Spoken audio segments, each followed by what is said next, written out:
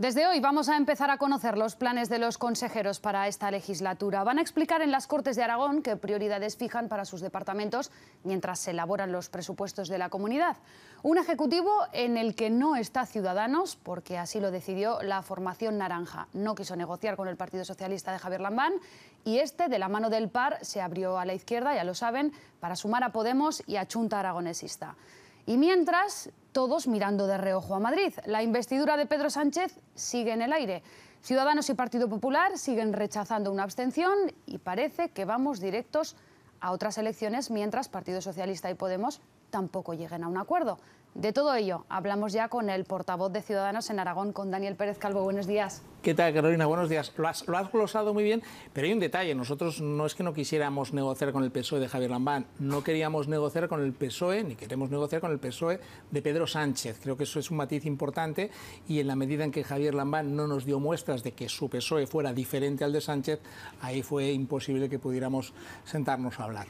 Pero otro matiz, el PSOE de Pedro Sánchez también es el PSOE de Paje en Castilla-La Mancha y allí sí que han llegado a un acuerdo. Bueno, eso hay que preguntárselo a Paje en cualquier caso, pero también el acuerdo que ha llegado Paje en Castilla-La Mancha es con Podemos. Quiero decir, en ese sentido está demostrando el PSOE que no tiene ningún inconveniente en llegar a acuerdos con partidos populistas radicales como puede ser Podemos, de la misma manera que está demostrando no tener problemas en llegar a acuerdos con partidos independentistas filoetarras como puede ser Bildu en Navarra. Yo eso era lo que le pedía al señor Lambán, no le pedía mucho más. Yo le decía al presidente entonces en funciones de Aragón que si él era capaz de hacer un pronunciamiento contrario a la política que su partido estaba llevando en lo que eran las negociaciones, mire, ya no tanto con Podemos como con esos partidos independentistas aquí al ladito, 80 kilómetros en Tudela, pues probablemente cabía la posibilidad de que hablásemos, pero no hubo manera, la cerrazón fue total y a partir de ahí, pues que decir, no nos engañemos con esto. O sea, el PSOE de Sánchez es el PSOE que pacta con populistas, con independentistas, con quienes quieren la nación de naciones, con quienes quieren subir impuestos y con quien si no se pone de acuerdo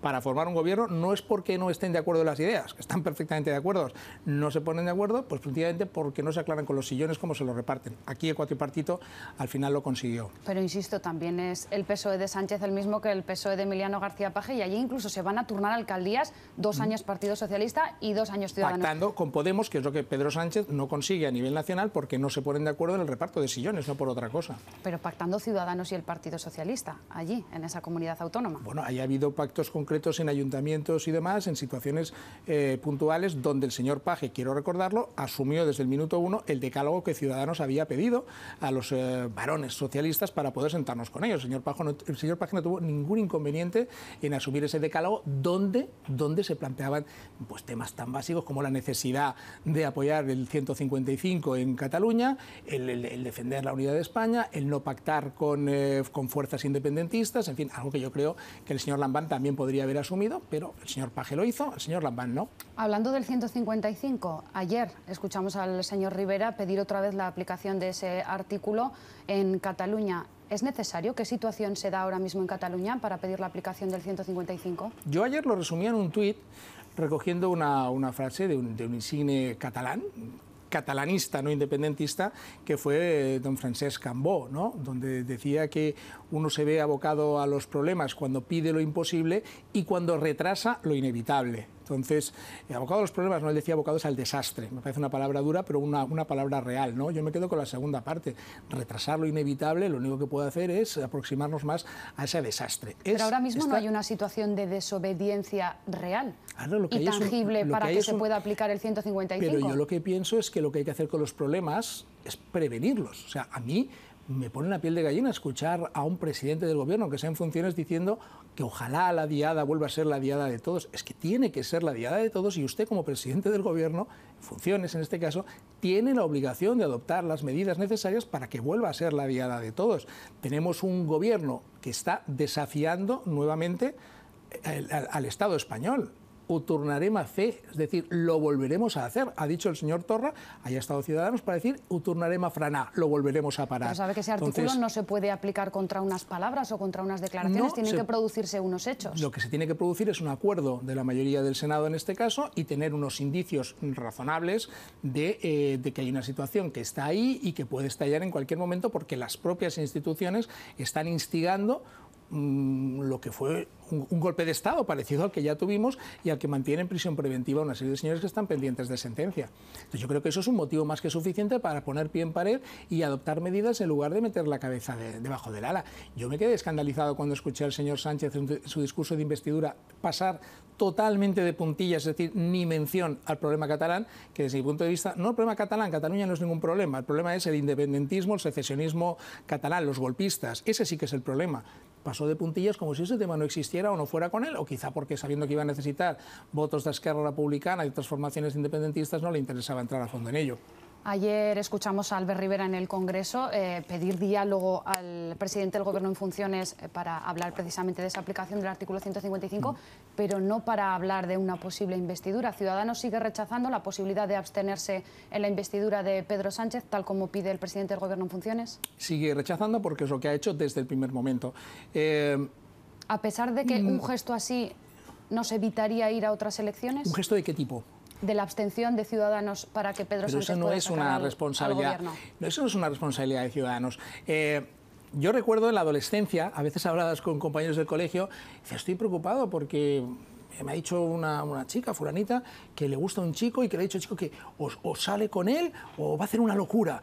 El problema no era de la chica, no tenía por qué sentirse coaccionada en ese sentido. Es decir, lo pongo como un ejemplo que podamos visualizar. Es que el señor Sánchez lo que está diciendo, quiero que os abstengáis, sin más. No quiero nada más de vosotros, simplemente que me deis el poder, el gobierno. ¿Para qué?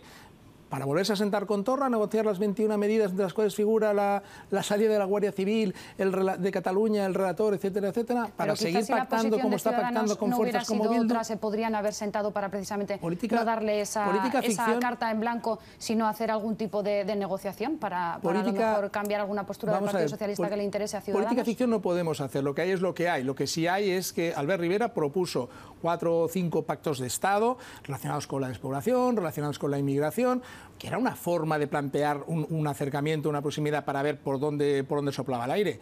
Cri, cri, cri, el sonido del grillo. Es decir, vamos a ver, Pedro Sánchez no ha tenido ni tiene ningún interés en pactar con Ciudadanos, porque Ciudadanos, lógicamente, si llegase a un acuerdo con el Partido Socialista, sería para reconducir al Partido Socialista hacia la senda de la socialdemocracia, de la que nunca debió salir y que solo ha salido por las ínfulas de un señor que aspira a satisfacer una ambición personal, que es quedarse en la Moncloa, seguir yendo en Falcon en sus desplazamientos y seguir siendo presidente del gobierno. Lo demás le da exactamente igual y lo está demostrando. A veces tienes la sensación casi de película que nosotros estamos en una paranoia, pero es que el tiempo nos va dando la razón. ¿Qué ha pasado en Navarra? Decíamos, hay pacto con Bildu. No hemos pactado con Bildu. María Chivite, presidenta, con la abstención de Bildu. 4 días después, el Ayuntamiento de Huarte, aquí lo tenéis, para Bildu, cedido por el PSOE. Si eso no es un pacto, pues que baje Dios y lo vea. Nosotros, y sé que probablemente es algo que a veces cuesta entender y haya quien quiera ver las cosas de otra manera y nos quieran atornillar por ahí, pero si algo hemos sido, ha sido coherentes.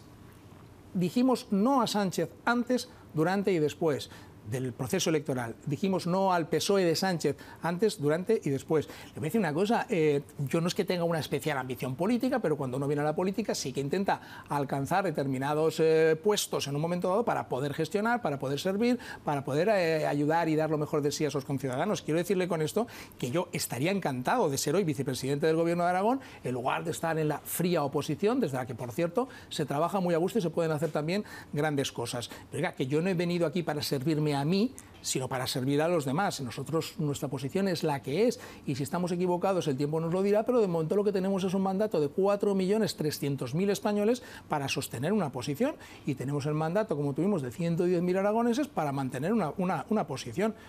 En la situación actual que está España, viendo los derroteros por los que nos está llevando Pedro Sánchez, la inconsciencia y la responsabilidad de ir a unas nuevas elecciones por no llegar a un acuerdo de sillones con su socio de referencia, que es Podemos, nos hace ver que realmente habría sido muy incómodo para mí estar gobernando en Aragón con el PSOE. Habla de la labor de oposición que le espera los próximos 4 años. ¿Cómo se plantea? ¿Cómo va a ser esa oposición? Bueno, pues nosotros, yo he dicho desde el primer momento que queremos hacer una oposición, eso que se suele decir, leal, constructiva. Yo en mi caso me lo creo y esa es nuestra intención y ese es nuestro deseo. O sea, yo creo que la labor de la oposición principalmente, más allá de lo que es proponer medidas de impulso al gobierno con iniciativas, proposiciones no de ley, proposiciones de ley, ideas, está sobre todo la labor de control. Es decir, ustedes están gobernando, se han comprometido a llevar a cabo una serie de planes. Bueno, dentro de esos planes o proyectos, los que nosotros consideramos que están bien, vamos a velar para que realmente los cumplan. Cuando dicen que quieren que haya una convivencia pacífica entre la enseñanza concertada, la privada, la pública y demás, pues vamos a velar para que eso sea así. Cuando dicen que van a llevar la banda ancha a todos los municipios, vamos a velar y a estar pendientes de que eso sea así, que no sean 132 medidas que se queden en lo que nos pusieron sobre el papel, un brindis al sol sin fechas, ni plazos, ni compromisos presupuestarios de ningún tipo, ¿no? Y luego, por supuesto, pues una oposición, lo que vamos a intentar ver si es verdad, eso de la transversalidad. Si nosotros, en esta situación un tanto atípica, yo no digo contra natura, todo el mundo está en su derecho de pactar con quien quiere o con quien estima conveniente, pero si en este contexto aritmético encontramos en el cuatripartito una formación como es el PAR, que puede compartir, o de hecho en teoría comparte o compartía el 99% de nuestro programa electoral, vamos a intentar sumar con el PAR, y si alguien más nos acompaña, entre los que nos hemos quedado en la oposición, para sacar adelante iniciativas como es la moderación fiscal o como es precisamente cuestiones relacionadas con custodia compartida. Tenemos la obligación de hacerlo. O sea, si la formación, es decir, si la suma de 34 hubiese sido exclusivamente de partidos de izquierdas, bueno, pues a lo mejor lo intentaríamos igual para dejar constancia de nuestra intención, pero seríamos conscientes de que no es posible. Pero ¿cómo no voy yo a intentar recuperar la custodia compartida como opción preferente, sabiendo que el partido aragonés hizo de eso su bandera en la anterior legislatura? Estoy todavía recordando la reivindicación, el alegato fantástico, por cierto, de la diputada Herrero, ¿me entienden? Habla de fiscalidad. Esta semana, precisamente en las Cortes usted mismo denunciaba que 9 empresas se habían ido, con un informe en la mano decía que se habían ido de Aragón. ¿Está preocupado? ¿Es una situación real? ¿Las empresas están yendo de Aragón? Era el informe del primer semestre. 9 empresas, era en término cuantitativo de 9, pero había un dato quizá un poquito más alarmante, que era el volumen de negocio que esas empresas representaban, con un saldo negativo a nuestros intereses superior a los 35 millones de euros. Vamos a ver, yo no me rasgué las vestiduras por este dato. Dije e insistí, ¿es sangría? Sí, es sangría. Sangría es un cortecito donde empieza a sangrar, o como cuando en un árbol empieza a salir la resina. No es una situación realmente alarmante, pero sí debe ponernos ya en una situación de alerta. Es decir, ojo, porque veníamos de saldos positivos.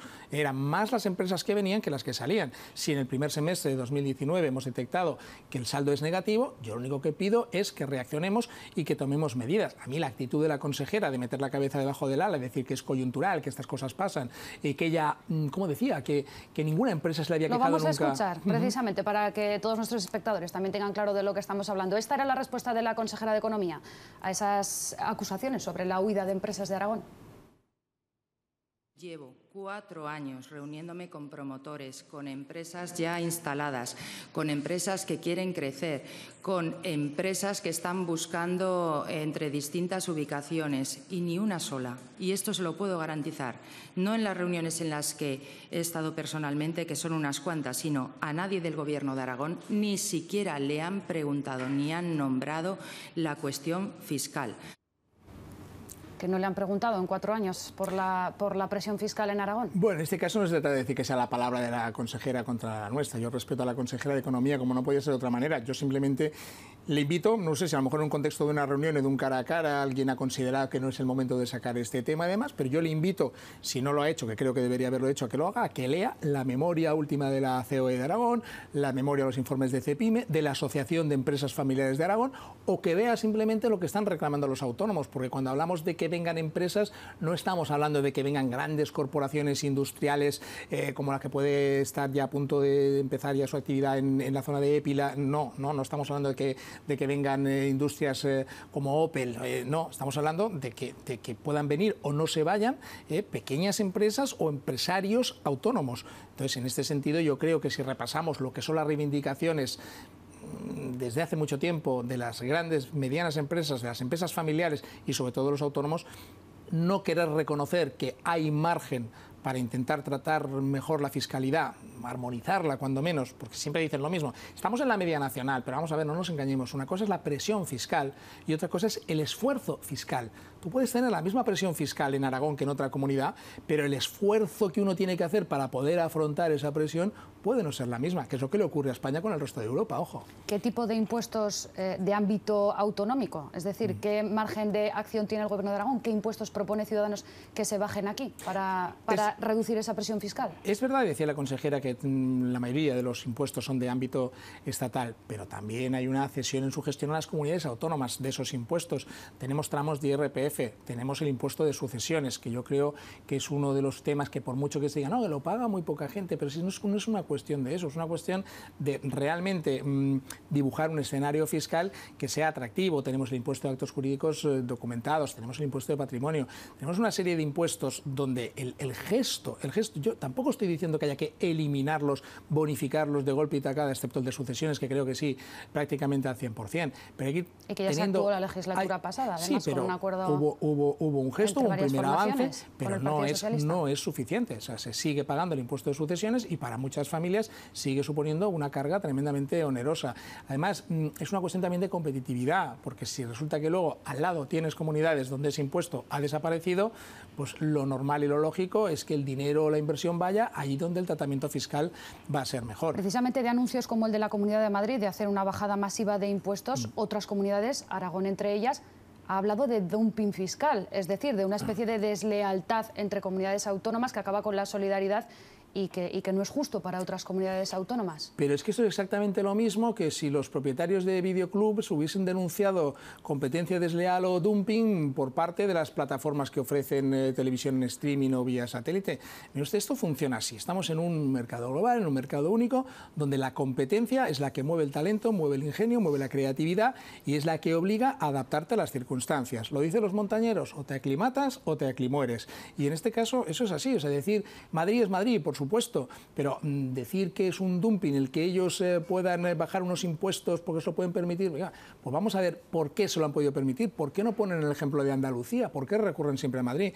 En Andalucía, donde gobierna un gobierno de coalición del Partido Popular y Ciudadanos, se han bajado los impuestos, empezando por el de sucesiones, que se ha dejado prácticamente bonificado al 100%, se han bajado otras muchas tasas, lo que eran pagos y demás, para agilizar, dinamizar, alegrar la actividad económica. Y le voy a decir una cosa, no solo han bajado impuestos, sino que Andalucía está experimentando el mayor incremento del gasto social, es decir, en educación, en sanidad, en dependencia, de la última década. O sea, que es que en realidad es una cuestión de saber administrar, de saber gestionar.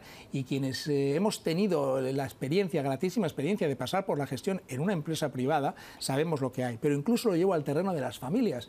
Una familia sabe los ingresos de que dispone. Mire usted, a lo mejor no es posible ir al mejor restaurante todos los domingos. A lo mejor no es posible estar un mes entero en Salou y hay que contentarse con 15 días. O a lo mejor no es posible estar abonado a una plataforma de televisión de pago. Pero un plato de comida caliente, ropa en los armarios y los gastos básicos para el sustento y el bienestar de esa familia, en salvo situaciones extremas, no faltan en lo que son las clases medias. Entonces, habrá que empezar por gestionar bien el gasto. El punto de arranque de este gobierno ya hemos visto cuál es. Para poder repartirnos los sillones que nos teníamos que repartir y llegar a un acuerdo donde es más importante los cargos que propiamente el programa, hemos tenido que incrementar en 2.300.000 euros el gasto político de ese gobierno. ¿Sabe lo que son 2.300.000 euros? Un nuevo colegio. Vamos a hablar ahora de Ciudadanos como organización política. ¿Están preocupados por ese goteo que no cesa de personas relevantes dentro del partido que se están alejando de la organización? Hemos visto a Javier Nar, Carolina Punset, a Toni Roldán. ¿Son muchas personas o a partir de un número de personas ya empiezan a preocuparse o siguen considerando que son pocas? A ver, es que no es ni pocas, ni muchas, ni nada. A ver, Ciudadanos no es una secta. Ciudadanos es un partido político que además lleva por bandera la libertad. Las puertas están abiertas. Lo normal y lo lógico es que quien no se sienta a gusto, quien discrepe o quien crea que debe emprender otro camino, quien no vea satisfechas a veces su propia ambición personal, que es legítima y crea que hasta aquí hemos llegado, pues de verdad... cada caminante siga su camino. Y en ese sentido, un partido como nuestro que aboga por la libertad, nada, faltaría que pusiera cortapisas o encadenase a la gente a la pata de la cama. Pero ¿no les preocupa que tantas personas se alejen de la actitud de Ciudadanos? Es que yo creo que... ¿Por qué hablamos de tantas personas? En Ciudadanos hay miles de militantes. La Ejecutiva Nacional de Ciudadanos, la actual ampliada a 50 miembros, supera proporcionalmente a las personas que han podido tomar en uso de su libertad la decisión de irse. ¿Por qué estamos hablando permanentemente de esas personas que se han ido y no de las que hemos venido? Yo no me voy a poner como ejemplo. Porque han sido personas que incluso han participado en la fundación del partido.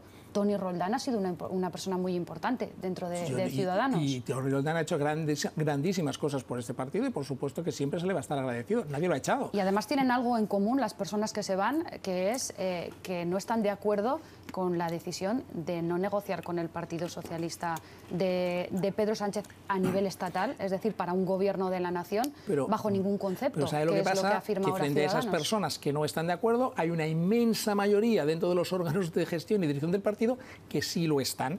Y como este es un partido donde prima la libertad y prima la democracia, las mayorías se imponen a las minorías.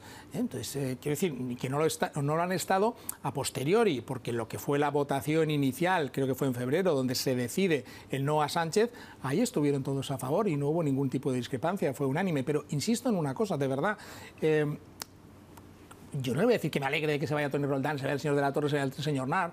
No, te sabe mal, gente a las que has conocido, gente que ha prestado grandes servicios al partido, pero en uso de su libertad deciden irse y eso hay que respetarlo al máximo. Lo que ocurre es que, dicho esto, yo estoy mucho más pendiente de lo que va a aportar el talento que llega que el que se va, porque el que se va ya no está. ¿Qué me preocupa ahora mismo? Preocupar en el sentido positivo, pues ver de qué forma puede aportar grandísimo talento y grandísimas iniciativas gente como Marcos de Quinto, como Edmundo Val, como Sara Jiménez, como Bauzá, como Mezquida, y son 5 los que le estoy diciendo porque son los que mediáticamente tienen más proyección. Yo no me voy a incluir por una cuestión de modestia, pero le puedo asegurar que también está llegando a gente, a ciudadanos, en otras comunidades, en otros ayuntamientos, en otros municipios, un partido que crece, un partido que está realmente en una situación ahora mismo, como estamos todos expectantes de un contexto en que no sabemos si va a haber elecciones o no, y si tenemos por fin un gobierno, si el señor Sánchez es capaz de declararse y repartirse ya los sillones con el señor Iglesias, pero que nosotros estamos a lo nuestro. Hemos dicho antes, durante y después de las campañas electorales, no a Sánchez. Ese ha sido nuestro mensaje, el que han avalado 4.300.000 españoles el 28 de abril, y 110.000 aragoneses el 26 de mayo. A ellos nos debemos, solamente a ellos. Nos queda poquísimo tiempo, pero no quiero que se vaya de aquí sin que nos hable de la situación que se está viviendo en el Ayuntamiento de Huesca entre el Partido Popular y Ciudadanos. Precisamente esta semana había un cruce de acusaciones en las redes sociales entre un concejal de Ciudadanos y otro concejal del PP. Lo vamos a ver. Gerardo Oliván y José Luis Cadena protagonizaban este cruce. Por ejemplo, le decía, lo de ir de cara y con la verdad por delante, solo os atrevéis a hacerlo por teléfono. Contad a todo el mundo vuestra oferta del sábado 15 de junio por la mañana antes de la investidura. Insultos todos los días, pero de lo otro no decís ni mu. Sé valiente, le decía al Partido Popular. Respuesta, si quieres entramos en detalles, pero en resumen garantizarte un sillón, que era lo único que te preocupaba y parece ser que es lo único que os motiva. Y por cierto, el único que insulta la inteligencia de nuestros vecinos eres tú. Y un tercero, hablas de tus 2 sillones y los de Ana Los, hazte un favor y para de insultar por una vez en tu vida, cuenta cómo queríais dar la alcaldía al PSOE y de vuestras soluciones económicas, entre comillas, para todo. ¿Te atreves? Y son solo 3 de los varios que tuvieron en redes sociales, recordamos, porque hubo un voto en blanco y Luis Felipe salió elegido como alcalde de la ciudad de Huesca. ¿Va a tomar medidas el partido de alguna manera para que esto acabe o algún otro tipo de medidas que se pueda plantear a nivel interno? Vamos a ver, hubo una votación, hubo un voto en blanco en una votación secreta. Quiero decir, a partir de ahí me parece una auténtica temeridad, por una parte, por otra, tratar de apuntar de quién fue ese voto o de quién dejó de ser, puesto que la votación era secreta. Entonces, si alguien tiene algo que insinuar, de que acusar o que decir, pues lo que tendría que hacer, pero en este caso tampoco tendría mucho sentido ir a los tribunales, puesto que la votación es secreta y es legítima, ¿no? Lo que está claro es que efectivamente las redes sociales tienen, pues a veces se convierten en esa especie de un poco trampa saducea en cuanto a que te ves enganchado a ellas y aireando lo que podía ser la conversación en la barra de un bar o una conversación entre 2 personas que se encuentran en la calle. Por supuesto, a mí esa secuencia no me gusta, pues este tipo de cuestiones no deben airearse en público, porque si no esto sería el sálvame de la política. Yo creo que no debe ser así. En cualquier caso, yo creo que eso fue un episodio, lo que suele decir un calentón puntual, que ya está, en fin, digamos que ya está gestionado. Pero lo triste, lo lamentable desde mi punto de vista, es que haya habido quien se haya atrevido a darle la autoría y poner nombres y apellidos a ese voto en blanco dentro de una votación secreta. Quiero decir, me parece una temeridad tremenda, porque todos podríamos entrar en el terreno de la especulación y todos podríamos tener argumentos de cualquier tipo. En cualquier caso, lo que no queremos ni vamos a permitir es que un episodio puntual y desagradable como puede ser eso empañe lo que es la correcta relación institucional entre distintas fuerzas políticas y en distintos ámbitos de nuestra comunidad. Daniel Pérez Calvo, gracias por estar en Buenos Días. Gracias a vosotros una vez más.